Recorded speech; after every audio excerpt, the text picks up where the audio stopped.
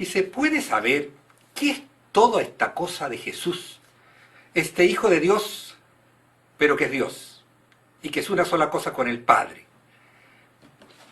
¿Por qué vino Jesús? Una respuesta común de la Iglesia es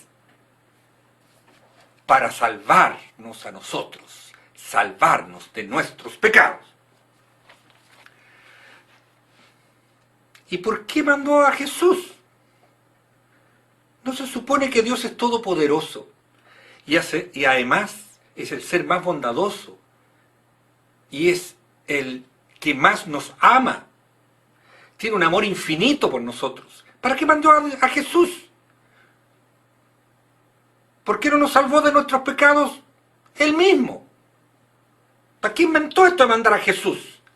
Crearse un Dios que es el mismo para tirarlo a la tierra en una época histórica determinada. Así que todos los que nacieron antes de Jesús, que son más de 10.000 años antes, no lo conocieron. Y como lo mandó en un terrenito pequeñito, que no correspondía a más del 2%, el 1% de la población mundial, en un momento en que casi nadie sabía leer y escribir, y en donde no había imprenta, o sea, nadie supo que vino Jesús. ¿Para qué hizo eso? Pudo haberlo hecho él mismo. Salve a toda la humanidad de los pecados. Y listo. Y además otra cosa. ¿Y por qué tenemos pecados? Si Dios nos hizo, Dios nos quiere, ¿por qué nos deja pecar? Además Él sabe desde el principio que vamos a pecar. Y Él nos creó, Él hizo las reglas de esto. Nos creó pecadores y después nos manda a un Jesús para que nos salve, a un Jesús que vino en un tiempito determinado de la historia y en una pedacito así de tierra. No entiendo nada. Se supone que Jesús es Dios, ¿no? Es un todopoderoso, es un ser perfecto. Y entonces, ¿por qué no todos son cristianos? Un ser perfecto hace cosas perfectas. Esto es imperfecto. No alcanza el 50% de la gente del mundo, los que son cristianos. El resto no. O sea, su prédica no sirvió. Porque no nos convirtió a todos. Bien poco perfecto es este ser perfecto. Deberíamos ser todos cristianos, incluso sin necesidad de que Él predicara. Deberíamos llegar así. Además tenemos, otra respuesta puede ser, es que es un intermediario entre los humanos y Dios. ¿Y por qué Dios necesita intermediarios? Otra vez tenemos, o es todopoderoso o no lo es. O nos ama infinitamente o no nos ama infinitamente. Que nos tiene que poner un intermediario. Y tenemos varios, porque el Papa también es intermediario, entonces el Papa debe intermediar con Jesús, que a su vez intermedia con Dios, pero que es el mismo. Deberíamos, ya que Él es todopoderoso Dios, comunicarnos con Él directamente. O no puede, o no le alcanza. Extraño.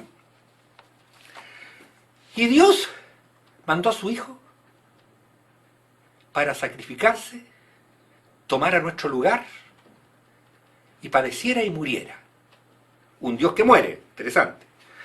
Y que sufre, también interesante. ¿Y por qué?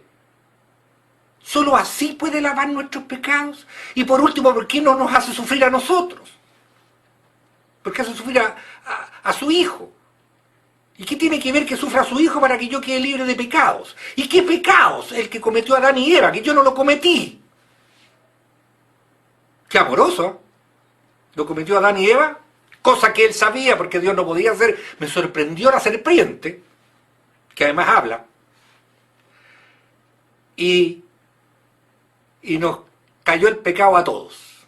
Y después manda a Jesús para lavar nuestros pecados y no lavó nada porque seguimos siendo tan pecadores como siempre. Otro trabajo imperfecto. Y además, la única manera de no tener pecados de ahí para adelante es bautizarnos. Si no nos bautizamos, nos vamos al infierno, a esa cosa amorosa que inventó este Dios amoroso, el infierno. De tal manera que si una guagüita, un bebé, no se alcanza a bautizarse al infierno, sin él tener ninguna culpa. Qué amoroso el Dios que tenemos, qué amoroso Jesús, Y además, Jesús absolutamente es inútil. No hizo un trabajo perfecto, no sirvió para nada, nos dejó igual, y el trabajo de Él lo pudo haber hecho Dios tranquilamente, Él mismo, si es todopoderoso y nos ama infinitamente. Es decir, no sirve para nada esta cosa que se llama Jesús. Y además hay que rezarle, porque si no le rezamos, capaz que nos castigue. Qué amorosa, ¿eh?